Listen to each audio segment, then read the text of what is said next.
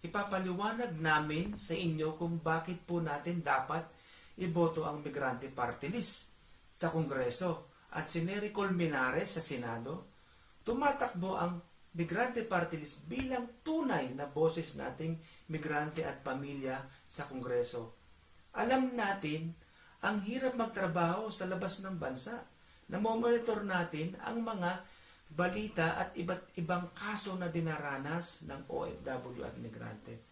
Bawat araw, higit na 6,000 Pilipino ang lumalabas ng bansa upang magtrabaho dahil walang hanap buhay sa ating bayan o dili kaya ay kulang ang sweldo para buhayin ang pamilya. Bago pa man lumabas, bilyon-bilyon na ang kinikita sa kanila ng gobyerno at ng mga recruitment agencies. Nandiyan ang iba't ibang placement fees habang nasa labas ng bansa naman, pinakikinabangan ng gobyerno ang bilyong dolyar na remittances na 24 billion US dollar bawat taon. Daig pa ng OFW at migrante ang mga dayuhang namumuhunan sa bawat dolyar na ipinapasok ng dayuhan.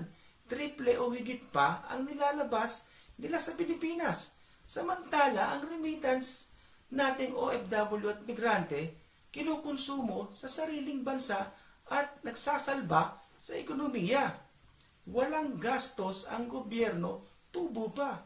Pero ang gobyerno sa dayuhan pa rin dumuluhod. Ang OFW, migrante, liban sa puri-purihing bagong bayani, walang napapala, ginagawa lang gatasang baka.